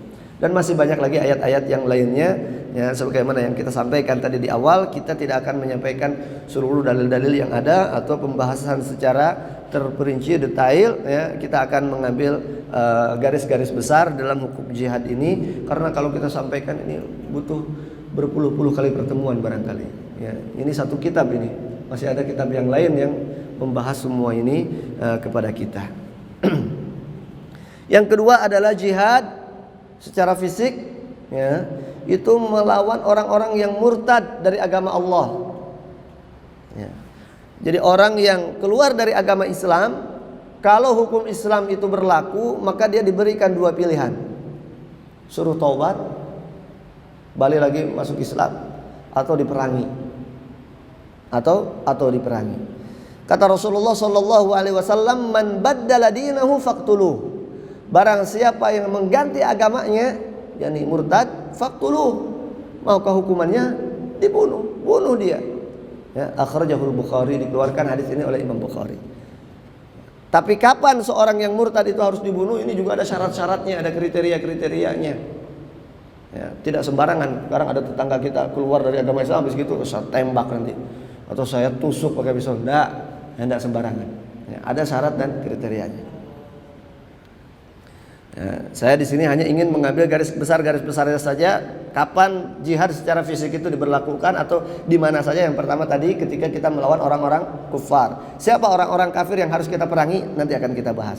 Yang kedua adalah jihad ketika ada orang yang keluar dari agama, ya, murtad, maka dia harus diperangi, artinya dibunuh. Yang ketiga, ya, syarat dan ketentuannya juga berlaku. Yang ketiga, ya, jihad melawan bughat, jihad berperang melawan pemberontak, ya, orang-orang yang ingin keluar dari ketaatan hukum, keluar memisahkan diri dari suatu pemimpin yang sah, ya, pemberontak bahasa kita ini, ya, gerakan-gerakan separatis, itu harus diperangi, ya. Sekarang negara kita sedang memerangi, diantaranya adalah di sebagian orang yang ingin memisahkan dari kesatuan NKRI, mana di Papua sana, ya, masih ada gerakan-gerakan itu, ya. Dan negara sedang berjihad. Jadi polisi, BRIMOB, TNI yang ditugaskan di sana mereka jihad, ya, jihad, ya, menjalankan perintah Allah, ya. Al-Hujurat, ya, Al-Hujurat, ya, ayat 9 sebagai landasan dalilnya. Dan apalagi itu diperintahkan atas perintah atau komando dari panglima kita. Ya, dalam hal ini panglima tertinggi adalah pemerintah kita, adalah presiden. Jadi itu pun jihad, bagian daripada bentuk jihad. Yang keempat, jihad, ya, melawan begal, ya, qata'ut thariq, begal-begal yang di jalan itu apa bahasa kitanya? Bajing loncat, ya. Bajing loncat, ya, begal-begal, ya. Dulu masih serem di daerah-daerah Palembang, tuh, mohon maaf nih kalau ada orang Palembang. Kalau kita mau lintas ke Sumatera itu di Lampung gitu, ya, ada bajing loncat istilahnya gitu. Sampai-sampai bis-bis lintas Sumatera itu di depannya dikasih apa itu? Kayak anti peluru itu, ya, jeruji-jeruji gitu, besi yang dianyamkan di depannya, ya, untuk menghindari jebakan-jebakan mereka, mungkin lempar batu kemudian apabila bisnya berhenti, kemudian mereka turun dan merampas atau merampok harta-harta yang dibawa oleh orang yang melintas. Nah, itu juga harus diperangi, dan memerangi mereka juga bagian daripada jihad, ya, sebagaimana Allah Subhanahu wa taala firmankan di dalam surat Al-Maidah ayat ke-33 sampai dengan 34. Ya, silakan Ibu, Bapak baca kembali ayat-ayat yang tadi kita sebutkan, ya.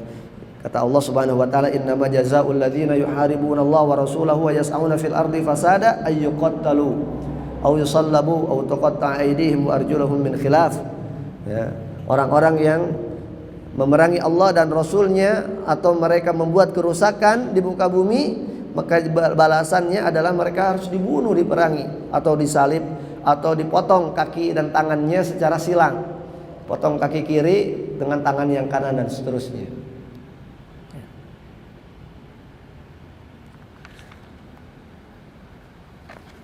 Ibu bapak sekalian rahimani wa rahimakumullahu ta'ala jami'an. Ketika kita tadi mengatakan bahwa jihad secara fisik itu adalah diantaranya kita memerangi orang-orang kufar, ada beberapa hal yang harus dilakukan oleh kita sebelum kita memerangi mereka sebagai prasyarat bahwa jihad itu, memerangi mereka itu boleh dilakukan. Kalau ini syarat belum dilakukan, maka berarti kita nggak boleh memerangi mereka. Yang pertama adalah mendakwahi mereka, ya, mendakwahkan agama kita kepada mereka, memberikan pengetahuan tentang Islam yang kafah, yang menyeluruh, yang seluas-luasnya kepada kita, kepada mereka, supaya mereka ini benar-benar memahami tentang Islam,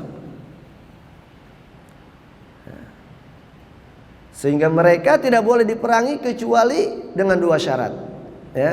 Yaitu yang pertama, apabila dakwah Islam telah disampaikan kepada mereka.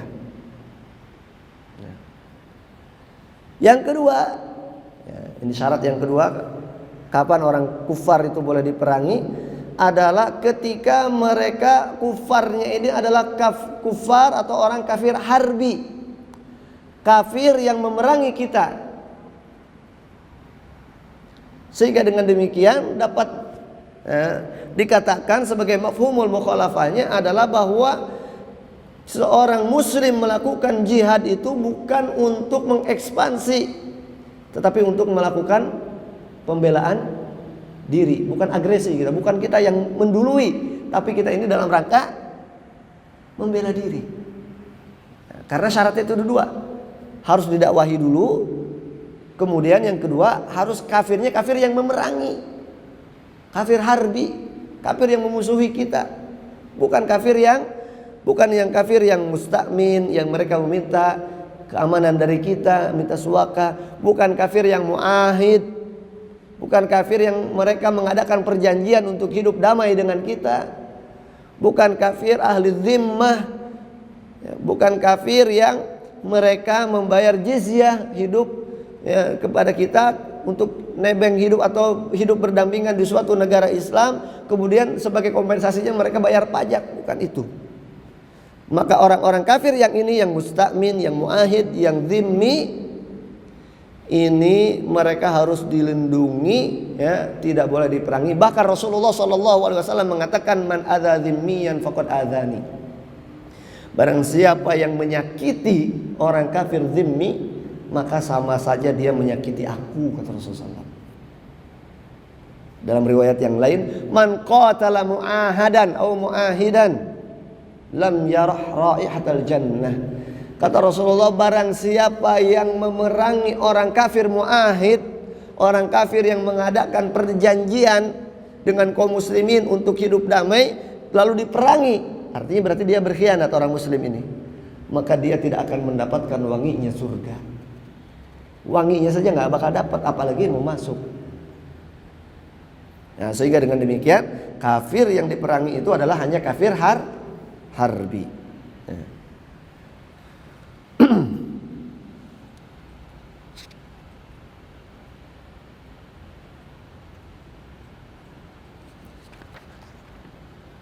Kemudian ikhwatal imani wal islam, azani Allahu wa iyyakum jami'an.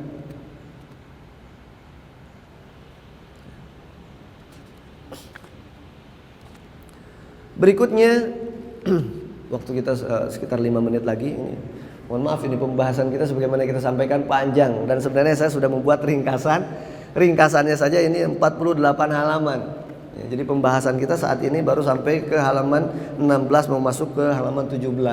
Itu pun yang saya ringkas saya sudah ringkas lagi, sudah saya lewat. Jadi kalau nanti pembahasannya tidak tuntas, mudah-mudahan nanti ada pertemuan berikutnya. Tidak mesti harus saya, siapapun nanti yang bisa menyampaikan, karena pembahasan masalah jihad ini harus disampaikan secara menyeluruh, secara komprehensif, supaya kita tidak salah kaprah, supaya kaum muslimin memahaminya benar-benar tentang masalah jihad ini. Karena jihad ini adanya hakikatnya adalah untuk menegakkan kalimatullah, agama Allah, bukan untuk menjatuhkan, bukan untuk mencoreng agama kita, tapi justru untuk menegakkan. Makanya harus kita pahami dengan baik dan benar. Kemudian ikhwatal imani wal islam azani Allah wa iyyakum jami'an. Orang yang pergi untuk berjihad. Kondisi orang yang mau berjihad atau orang muslim yang mau jihad itu ada 4. Ada orang yang muslim yang mampu secara fisik, mampu juga secara harta, mampu juga secara secara fisik dan harta ya. Jadi dia sehat, dia kuat, terlatih, dan kemudian dia juga punya duit, punya nafkah ya, untuk perbekalan dia selama dia perang dan selama keluarganya ditinggalkan. Ada orang ya, maka orang yang seperti itu dia harus berjihad dengan keduanya, dengan harta dan dengan badannya, dengan jiwanya. Ya. Yang kedua, ada orang yang secara fisik dia kuat, tapi secara finansial dia nggak punya harta. Nah, maka orang yang seperti ini, kalau ada kewajiban jihad fardu ain, maka dia wajib jihad secara fisik saja. Hartanya ya dia nggak punya tentunya. Nah, ketika fardu kifayah hukumnya, maka orang ini ya, kalau ada yang membiayai dia selama dia jihad, untuk dia selama ada di sana, dan untuk keluarganya selama ditinggalkan, maka boleh. Kalau tidak, maka dia tidak termasuk orang yang wajib jihad. Nah, yang ketiga, orang yang mampu secara harta saja, finansial, tapi fisiknya lemah, tidak ada keterampilan. Misalnya kayak saya mungkin kurus, tapi saya insya Allah kuat sih, ya, untuk jihad ya. Atau mungkin ada orang yang lemah, yang sakit begitu ya. Tapi dia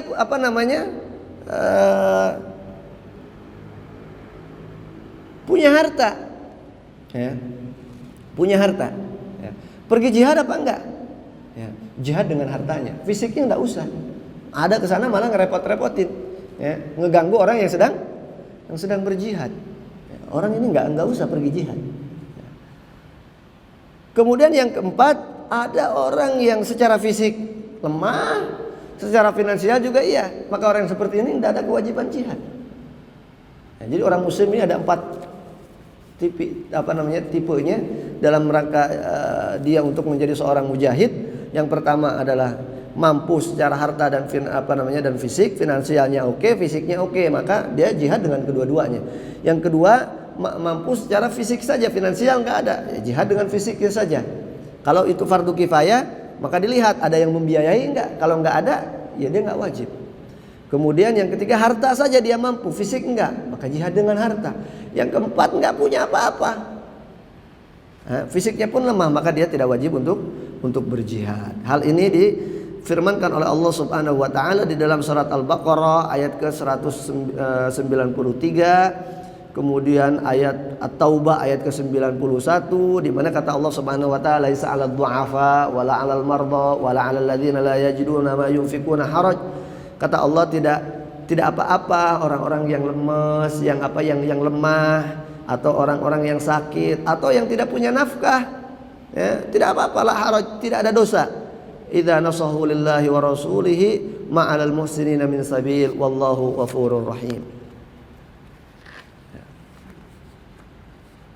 Kemudian ya, orang yang tadi yang memenuhi kriteria kalau mau pergi berjihad ya, maka pertama dia harus izin kepada kedua orang tua. Kalau orang tuanya masih ada. Ya. Seseorang tidak boleh berjihad ya, yang hukumnya tadi fardu kifayah atau tatawwu ya, berbeda dengan fardu ain. Kalau fardu ain kan individu-individu ya. Nah, ini kita berbicara tentang hukum yang secara umum, fardu kifayah. Seorang tidak boleh pergi ke medan jihad kecuali dia mendapat restu dari kedua orang tuanya. Jadi kalau ibu bapaknya, emak sama abahnya nggak ngizinin, nggak boleh pergi. Ya, nggak boleh pergi. Nah makanya kita lihat itu. Kita dari sini saja, nih, sampai di sini pembahasan kita nih. Kalau seandainya sampai di sini pembahasan kita bisa menilai itu. Yang suka ngeledak-ngeledakin bom itu kemudian dia ngirim rekaman video, ngirim surat ke orang tuanya, "Ma, Pak, doakan saya, mohon pamit saya," katanya. Itu kan? Ada video-videonya kayak begitu kan? Diungkap tuh oleh BNPT itu. Nah, itu udah salah kaprah tuh. Pemahamannya udah salah. Ya. Dia jangan dulu pergi kalau belum dapat izin. Ini udah mati baru sama temennya dikirim videonya. Sama temennya dikirim secercik kertas dia minta izin. Berarti orang tuanya belum mengizinkan. Nah ini yang saya sampaikan dari tadi dan saya sampaikan berulang-ulang bahwa belajar tentang bab jihad harus komprehensif, harus menyeluruh, tidak boleh parsial, tidak boleh setengah-setengah, tidak boleh diambil cuplikan-cuplikannya saja. Karena kalau salah, kalau kita cuplik-cuplik saja, itu akibatnya salah memahami, fatal akibatnya. Ya. Kalau yang dibahas itu hanya pahalanya saja, orang semangat terbakar untuk pergi berperang. Nah, tapi syarat-syaratnya nggak dikaji. Nah, akhirnya sia-sia. Nah, ini salah satu syaratnya, harus izin kepada kedua orang tua. Kemudian berikutnya, kalau dia punya utang. Ini orang mau pergi jihad, punya utang, maka tidak boleh pergi ke medan jihad sampai dia bisa bayar utangnya atau orang yang mengutanginya itu memberikan izin. Punya cicilan motor, jangan dulu pergi jihad. Pergi dulu tuh, dari mana dia nyicil motor? Ya, rumah yang ditinggalinya masih nyicil perumnya, jangan pergi jihad. Ya, pergi dulu tuh, dari mana dia nyicil? Dari bank apa tuh dia nyicil? Pergi ke sana, izin. Ya, kira-kira kalau diizinkan, ya udah kamu pergi jihad, nanti saya anggap lunas cicilannya. Katanya. Cicilannya masih berapa tahun lagi? Masih 5 tahun lagi kali 12 sekian. Ya, rasanya kurang jauh dari kemungkinan gitu ya. Ya seperti itu. Ya. Jadi harus izin dulu. Nah, ada dalilnya nggak usah? Ada dalilnya nih, hadis Rasulullah SAW riwayat Muslim, hadis sahih dari Abi Qatadah radhiyallahu taala anhu. Rasulullah SAW berdiri ya, memberikan satu pencerahan kepada para sahabat. Annal jihad fi sabilillah wal iman billahi afdalul a'mal. Kata Rasulullah SAW, jihad di jalan Allah dan keimanan kepada Allah itu merupakan amalan yang paling utama. Lalu ada seorang sahabat yang bertanya, "Ya Rasulullah, ara'aita in qutiltu fi sabilillah, tukaffiru anni khataya?" Wahai Rasulullah, kalau seandainya saya ikut jihad di jalan Allah, apakah dosa-dosa saya akan terhapuskan semuanya? Qala Rasulullah SAW, "Na'am." Kata Rasulullah, "Iya. Kalau kamu jihad di jalan Allah, maka semua dosa-dosamu yang lalu itu dihapus oleh Allah." Nah, semangat akhirnya orang untuk berjihad. Apalagi orang yang dulunya masa lalunya kelam, ingin merubah hidupnya, ingin bertobat kepada Allah, ingin menghapus dosa-dosanya. Kata Rasulullah, "Na'am, in qutilta fi sabilillah wa anta sabirun muhtasib muqbilun ghairu mudbir." Iya, kalau Anda berperang di jalan Allah, lalu Anda di sana bersabar, penuh pengharapan kepada Allah untuk mendapatkan pahalanya, kemudian terus maju dan ente nggak mundur, nggak mundur dari medan laga, nggak jadi pengecut. Tsumma qala, kaifa qulta?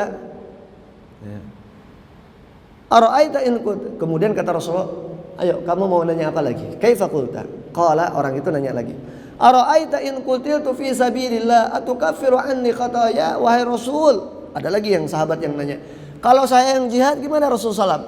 Apakah dosa-dosa saya yang dulu, mungkin dia ini mabuk, mungkin dia ini apa, akankah dihapuskan oleh Allah? Maka Rasulullah SAW, na'am, wa anta sabirun muhtasib ghairu muqbilun ghairu mudbir. Iya, kalau Anda berperangnya itu ya dengan penuh kesabaran, semangat, penuh pengharapan akan pahala dari Allah, terus maju pantang mundur, ya, illad-dain kata Rasulullah, illad-dain fa innahu Jibril alaihi salam qala li dzalika anifa, atau kama qala sallallahu. Kata Rasulullah, kecuali kalau Anda punya utang. Kecuali kalau ente punya utang, maka itu lain urusannya.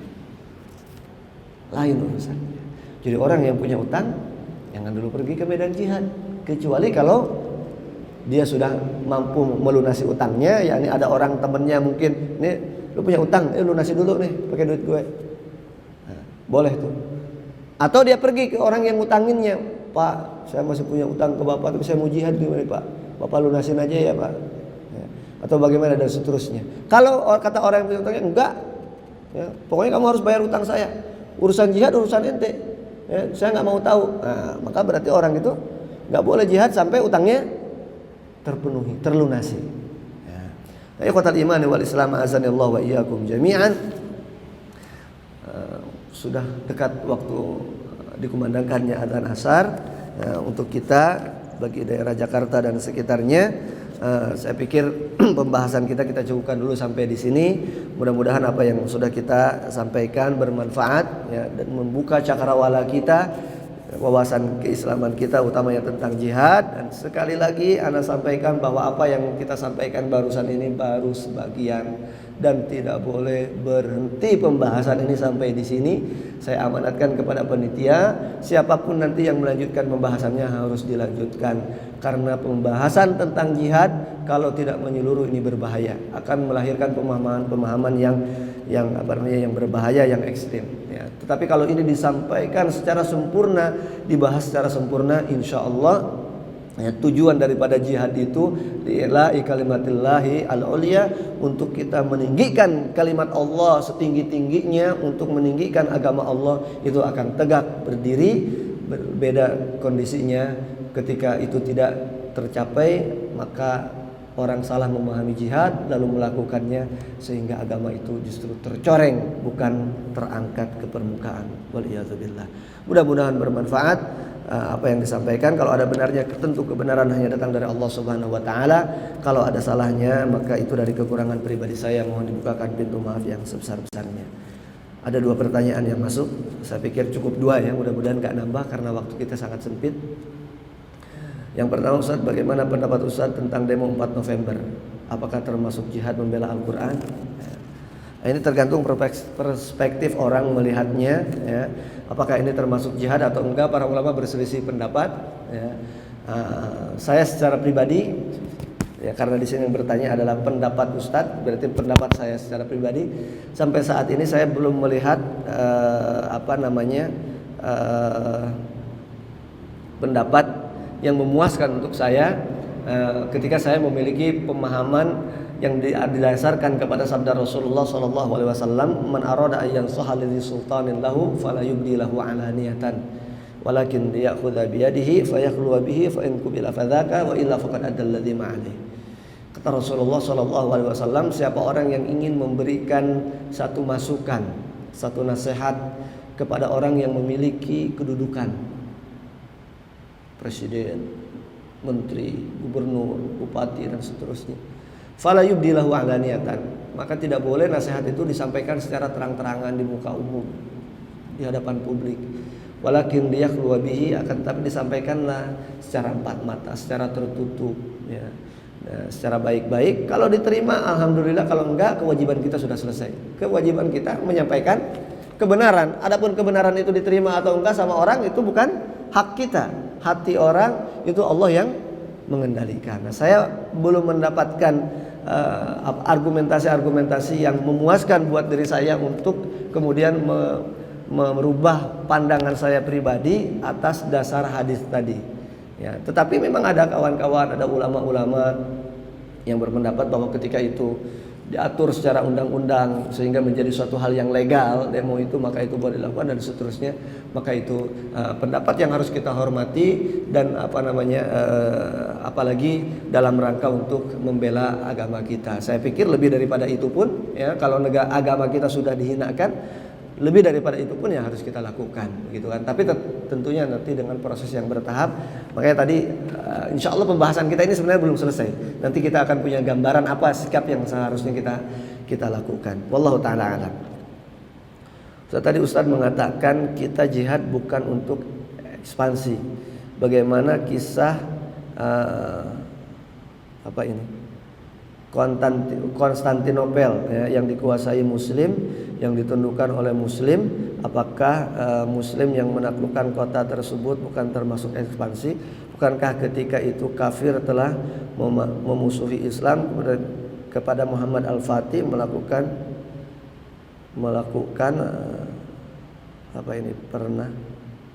penaklukan Konstantinopel? Ya.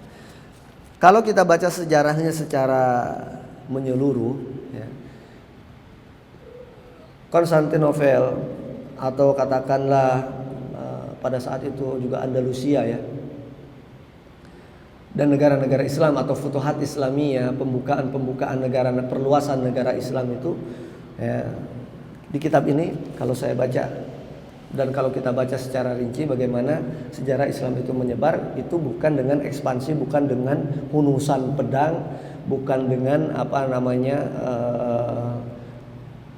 pelatuk meriam pada saat itu, bukan. Ya, telah dilakukan oleh para ulama, pemimpin-pemimpin perang pada saat itu juga adalah mereka, notabene adalah para ulama, mulai dari para sahabat, tabi'in, tabi'ut tabi'in. Ya. Langkah-langkah yang tadi kita sebutkan itu telah ditempuh oleh mereka. Mereka sampaikan dulu dakwah Islam. Mereka datangi ke sana secara benar, baik-baik dan seterusnya. Ketika mereka ditolak, ketika mereka dimusuhi bahkan diperangi, barulah ekspansi itu dilakukan. Barulah penyerangan itu, perlawanan itu dilakukan. Jadi sejarahnya barangkali kepada penanya saya anjurkan untuk kita baca lagi, dan sejarah banyak versi ya, sejarah banyak versi. Jadi jangan satu sumber saja yang dibaca, banyak sumber supaya kita punya perbandingan. Apalagi banyak pihak-pihak yang tidak suka kalau kemudian Islam itu dicitrakan sebagai agama yang rahmatan lil alamin itu tadi ya. Jadi banyak versi sejarah dan banyak muatan-muatan politis juga dengan penulisan sejarah itu. Maka kita harus hati-hati juga dalam membaca sejarah dan harus kritis, serta diharapkan tidak dari satu sumber kita membacanya, dari banyak referensi, sehingga kita memiliki gambaran yang banyak, sehingga kita dapat mengerti bagaimana sesungguhnya duduk permasalahannya. Jadi benang merahnya dapat kita tarik. Wallahu taala alam. Jadi intinya bahwa Islam tidak pernah melakukan seperti itu. Tentunya tahapan-tahapannya sudah dilalui sehingga terjadi peperangan itu. Wallahu taala alam. Demikian. Saya pikir kita cukupkan sampai di sini, sudah masuk waktu asar barangkali ya. Subhanakallahumma wa bihamdika asyhadu an la ilaha illa anta astaghfiruka wa atubu ilaik. Terima kasih sekali lagi, mohon maaf atas segala kekurangannya. Wassalamualaikum warahmatullahi wabarakatuh.